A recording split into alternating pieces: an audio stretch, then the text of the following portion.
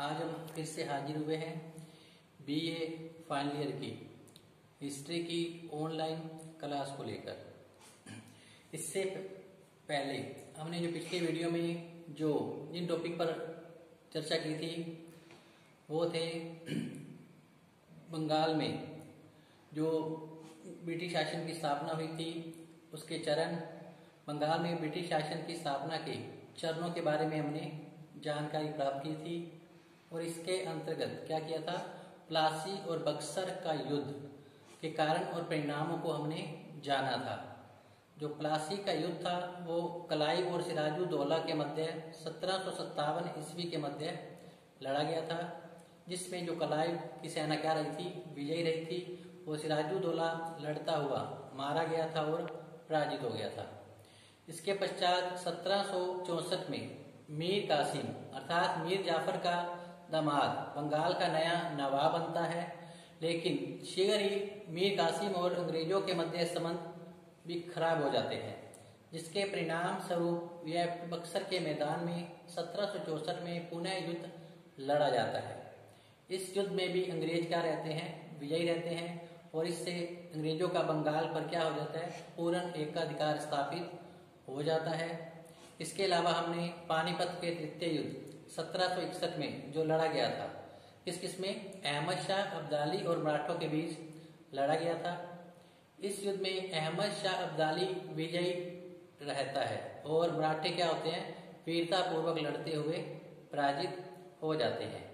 इसके अलावा हमने महाजी सिंधिया जो मराठा सरदार थे उनकी उपलब्धियों के बारे में जानकारी प्राप्त की थी और इसके अलावा हमने जो है रेगुलेटिंग एक्ट 1772-73 ईस्वी में जो पारित हुआ था उसके बारे में चर्चा की थी और इसके साथ साथ हमने स्थायी बंदोबस्त रेतवारी प्रथा के बारे में भी जानकारी प्राप्त की थी और 1857 की क्रांति के कारण परिणाम स्वरूप और उसकी असफलता के कारण परिणाम को भी जाना था। तो आज जो हम टॉपिक लेकर आए हैं वो है बंगाल में द्वैध शासन व्यवस्था को क्या करना, लागू करना, किसके द्वारा, क्लाइव के द्वारा। 1765 में बंगाल में लॉर्ड क्लाइव ने क्या किया, द्वैध शासन व्यवस्था को क्या कर लिया था, उसने लागू कर दिया था। तो प्लासी और बक्सर युद्ध में जैसा कि मैंने बताया कि प्लासी युद्ध में क्लाइव क्या रहता है, विजयी रहता है और सिराजुद्दौला लड़ता हुआ पराजित होता है और मारा जाता है। इसके बाद 1764 में बक्सर के युद्ध में भी अंग्रेज विजयी रहते हैं और इसके पश्चात क्या होता है, बंगाल में द्वैध शासन की स्थापना कर दी जाती है अंग्रेजों कंपनी के द्वारा। तो आज का जो टॉपिक है हमारा वो है बंगाल में द्वैध शासन व्यवस्था प्रणाली, जो कि 1765 में ये व्यवस्था बंगाल में आरंभ की गई थी। तो द्वैध शासन व्यवस्था का जो शाब्दिक अर्थ होता है वो है दोहरा शासन स्थापित करना। द्वैध शासन व्यवस्था का जो शाब्दिक अर्थ है वो क्या है, दोहरा शासन स्थापित करना बंगाल में। इस प्रकार कंपनी का क्या हो गया, बंगाल में दोहरा शासन स्थापित हो गया था। तो यह जो व्यवस्था है वो 1765 में क्या हुई थी, क्लाइव और मुगल सम्राट के बीच क्या हुई थी, एक संधि या समझौता हुआ था। 1764 में बक्सर युद्ध लड़ा गया था और 1765 में क्या हुआ था, क्लाइव और मुगल सम्राट के बीच क्या हुई, एक संधि हुई, एक समझौता हुआ। और इस समझौते के अनुसार क्या था कि बंगाल जो प्रांत है अर्थात इसके अंदर बंगाल, बिहार, उड़ीसा ये 3 प्रदेश आते हैं। बंगाल जो प्रांत है इसमें क्या है, जो दीवानी के अधिकार थे वो तो दे दिए गए ईस्ट इंडिया कंपनी को। दीवानी के अधिकार ईस्ट इंडिया कंपनी को दे दिए गए और इन प्रांतों में क्या था, कंपनी को क्या मिला, लगान वसूल करने का और असैनिक न्याय की देख रेख करने का जो अधिकार है वो किसको मिल गया, कंपनी को। अर्थात दीवानी के अधिकार किसको प्राप्त हो गए, कंपनी को, और निजामत के जो अधिकार थे वो किसको मिल गए, बंगाल के नवाब के अधीन रहा जो निजामत के कार्य थे। तो इस प्रकार इन प्रांतों में अर्थात बंगाल, बिहार, उड़ीसा में क्या हुआ, कंपनी को लगान वसूल करने का एक तो अधिकार मिल गया, दूसरा असैनिक न्याय की देख रेख करने का जो अधिकार था वो किसको मिल गया, कंपनी को अब प्राप्त हो गया दीवानी के अंतर्गत।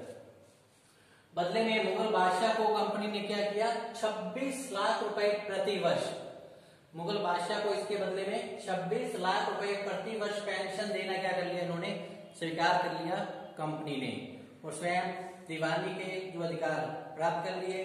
निजामत के जो अधिकार थे वो बंगाल के नवाब को सौंप दिए गए थे। तो इस प्रकार कंपनी ने बंगाल में क्या किया था, दोहरा शासन स्थापित करने का प्रयास किया था। बंगाल का जो प्रशासन है, अर्थात जो बंगाल का जो प्रशासन था उसे दो भागों में बांट दिया गया, एक दीवानी और दूसरा निजामत। दीवानी और निजामत इन दो भागों में शक्तियों का पृथक पृथक रूप से क्या किया गया, विभाजन कर दिया गया। दीवानी के अधिकार जैसा कि मैंने पहले बताया ये किसको दे दिए गए थे, कंपनी को, अर्थात कंपनी को क्या था, बंगाल प्रांत में लगान वसूल करने का और असैनिक न्याय की देख रेख करने का जो अधिकार मिल गया था कंपनी को। और जो निजामत के अधिकार थे, अर्थात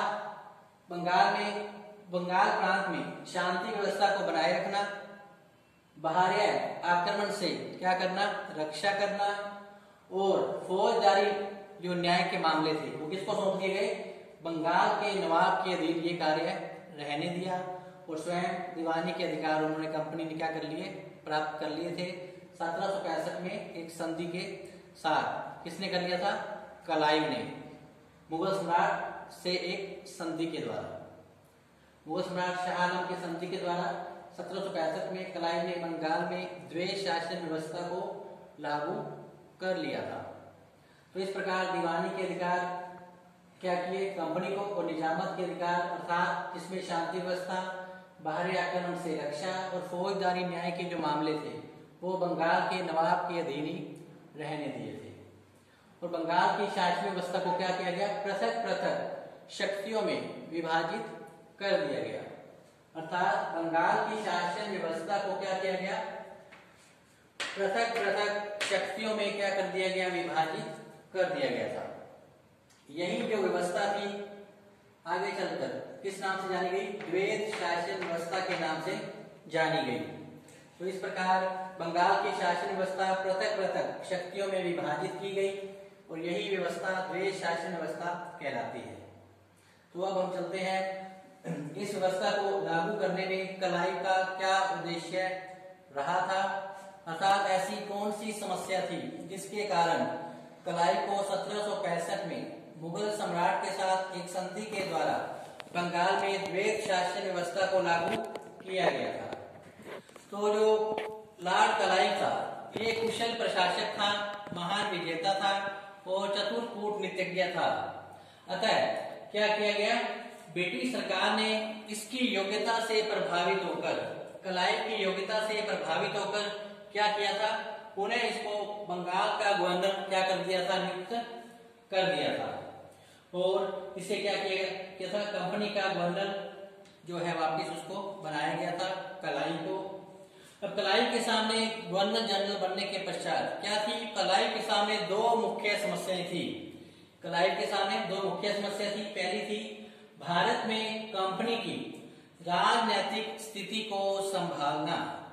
पहली समस्या थी भारत में क्या था, कंपनी की राजनीतिक स्थिति को संभालना।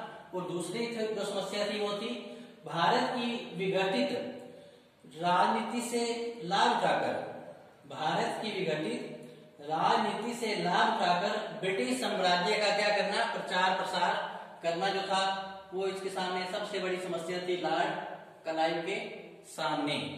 अतः फिर उसने क्या किया, जो पृथक उद्देश्य की पूर्ति के लिए इसने क्या किया, क्लाइव ने कंपनी के आंतरिक प्रशासन में कर दिए अनेक सुधार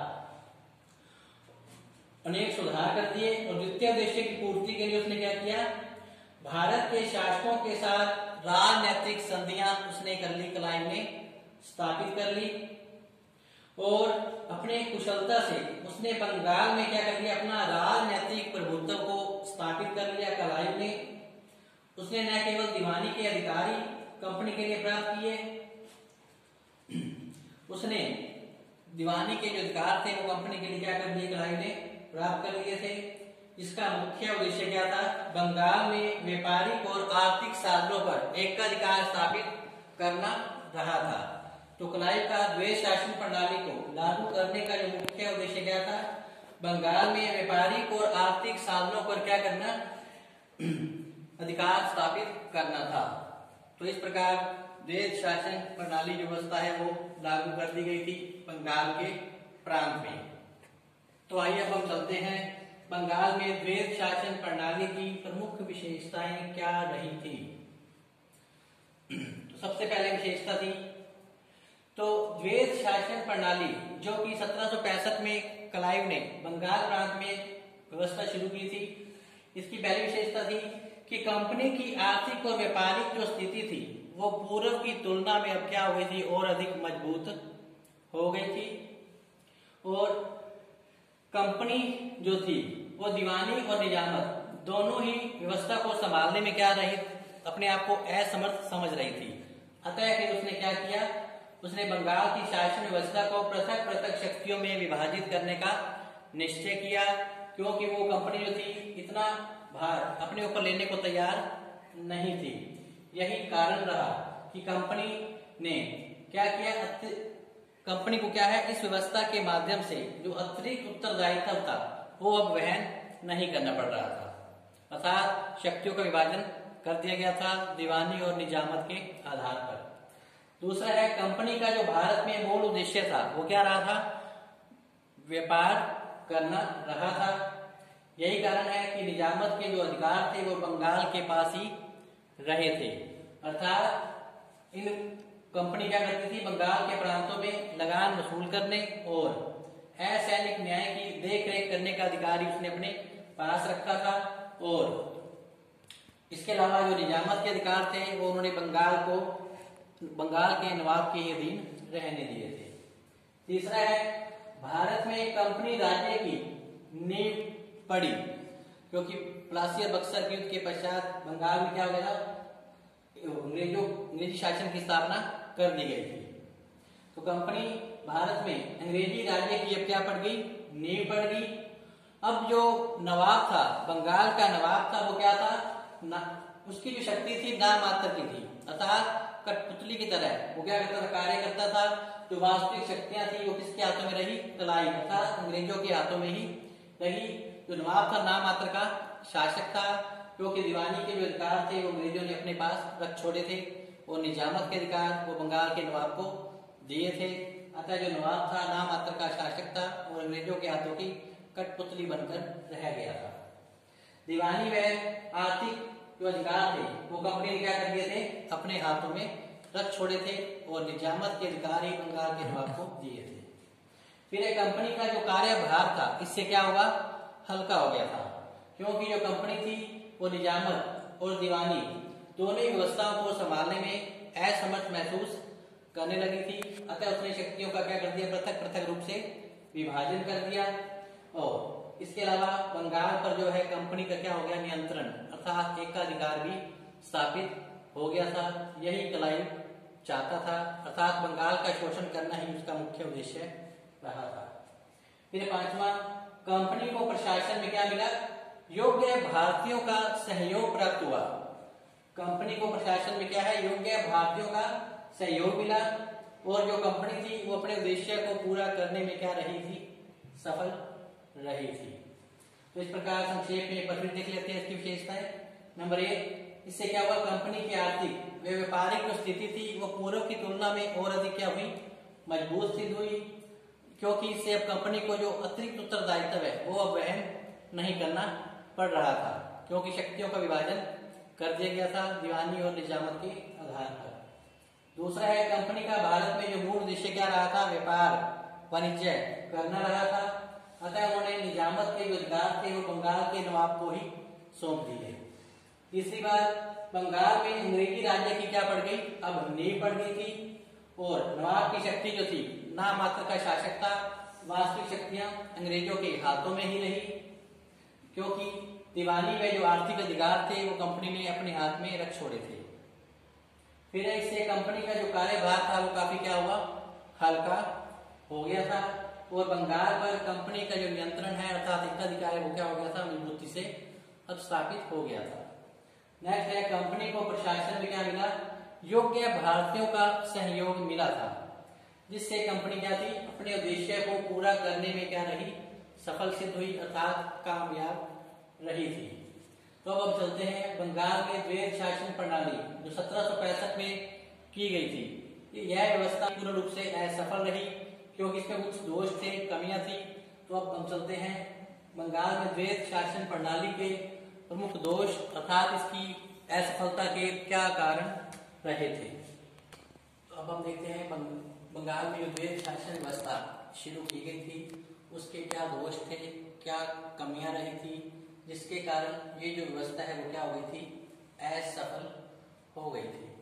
तो पहला जो दोष या कमी मानी गई है वो थी इसकी अव्यवहारिकता, दूसरी थी कानून की अस्पष्टता, तीसरी थी जनता का शोषण और अत्याचार जारी रहा, चौथी जो कारण था इसका शासन प्रणाली की जो कमी दोष थी वो था कृषि विकास में क्या हुआ, इससे अवरोध उत्पन्न हुआ था।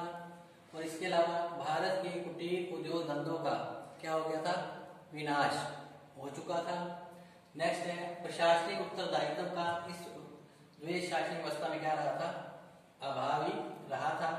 इन कमियों और दोष के चलते ये जो बंगाल में द्वैध शासन प्रणाली थी वो क्या हो गई थी, असफल सिद्ध हुई थी। तो अब देखते हैं द्वैध शासन व्यवस्था के दोष जो कमियां हैं वो इनको थोड़ा सा डिटेल में इसकी क्या करते हैं, जानकारी प्राप्त करते हैं। तो सबसे पहला है अव्यवहारिकता। तो इसमें क्या था, कंपनी जो थी उसका जो बंगाल के आर्थिक शासन व्यवस्था पर क्या था, पूर्ण एकाधिकार तो स्थापित था, लेकिन उनका क्या था लेकिन उसका कोई वहां की प्रजा पर उसके प्रति कोई उत्तरदायित्व नहीं था। तो कंपनी का प्रजा के प्रति कोई उत्तरदायित्व नहीं था। बंगाल पर उनका पूर्ण नियंत्रण स्थापित हो गया था और उनकी अर्थव्यवस्था पर उन्होंने एकाधिकार स्थापित कर रखा था, लेकिन वहां की प्रजा के प्रति कंपनी का किसी प्रकार का कोई उत्तरदायित्व नहीं था। नवाब के पास भी उस समय क्या था, धन और सेना की काफी कमी थी और प्रजा की रक्षा का जो भार था वो किस पर था, नवाब पर ही था। अतः यह व्यवस्था क्या थी, अव्यवहारिक रही थी। तो इस प्रकार जो पहला दोष है इसका अव्यवहारिक वो समाप्त होता है। इस अव्यवहारिकता में क्या था कि कंपनी का बंगाल की अर्थव्यवस्था पर तो पूर्ण अधिकार था, लेकिन वहां की प्रजा के प्रति उनका कोई उत्तरदायित्व नहीं था और बंगाल के नवाब के पास धन और सेना की क्या रही थी, कमी रही थी, जिसके चलते वो शासन कार्यों में सुधार करने में क्या रहा, असमर्थ रहा था। इस प्रकार ये जो बंगाल में द्वैध शासन व्यवस्था थी वो पूर्ण रूप से क्या रही, अव्यवहारिक सिद्ध हुई। अतः ये व्यवस्था सफल नहीं हो पाई। दूसरा है कानून की अस्पष्टता, अर्थात इस बंगाल में द्वैध शासन प्रणाली व्यवस्था जो क्लाइव के द्वारा शुरू की गई थी उसमें क्या था, कानून की स्थिति को स्पष्ट ही नहीं किया गया। फौजदारी अदालत में नवाब का मुसलमानी कानून प्रचलित था। फौजदारी अदालत में नवाब का मुसलमानी कानून प्रचलित था, जबकि दीवानी अदालत में क्या था, अंग्रेजी कानून के अनुसार न्याय व्यवस्था संचालित होती थी। तो इस प्रकार कानून की स्थिति को भी पूरी तरह से स्पष्ट नहीं किया गया था, क्योंकि फौजदारी अदालत में नवाब का मुसलमानी कानून प्रचलित था, जबकि दीवानी अदालत में अंग्रेजी कानून, जबकि दीवानी अदालत क्या था, अंग्रेजी कानून के अनुसार क्या करता था, न्याय व्यवस्था संचालित करता था। अतः न्याय के क्षेत्र में उस समय क्या था, रिश्वतखोरी और भ्रष्टाचार काफी फैल चुका था। अतः न्याय की व्यवस्था के अंदर क्या था, रिश्वतखोरी भ्रष्टाचार काफी फैल चुका था। अतः बंगाल में द्वैध शासन जो व्यवस्था है वो क्या हुई, असफल सिद्ध हो गई। तीसरा जनता का शोषण और अत्याचार के कारण भी द्वैध शासन प्रणाली क्या हो गई, असफल सिद्ध हुई। इसके अंतर्गत क्या था, बंगाल में द्वैध शासन प्रणाली के अंतर्गत क्या हुआ कि इसमें नवाब का नियंत्रण नहीं था, अतः नवाब के अधिकारियों ने धन के अभाव में क्या किया, जनता का जमकर शोषण किया।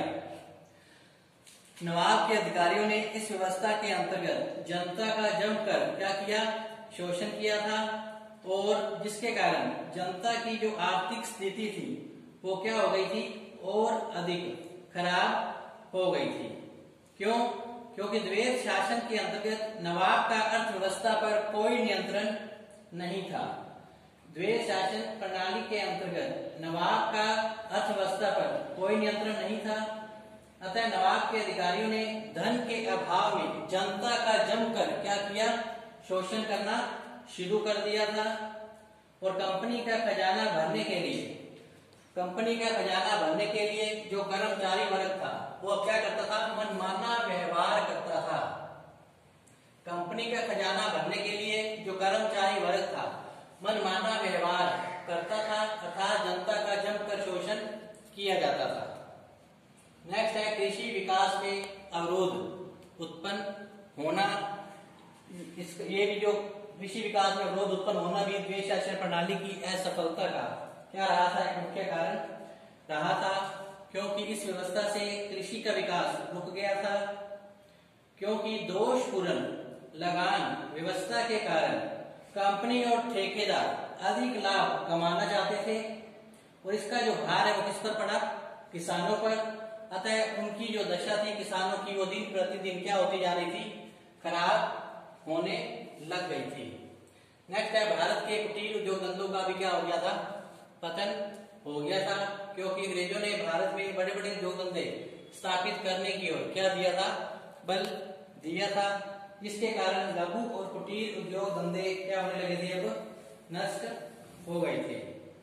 क्योंकि बंगाल की संपूर्ण अर्थव्यवस्था पर अब क्या था, कंपनी का एकाधिकार स्थापित था, जिसके कारण जो कुटीर और लघु उद्योग धंधे अब क्या होने लगे, नष्ट। लास्ट है प्रशासनिक उत्तरदायित्व का अभाव।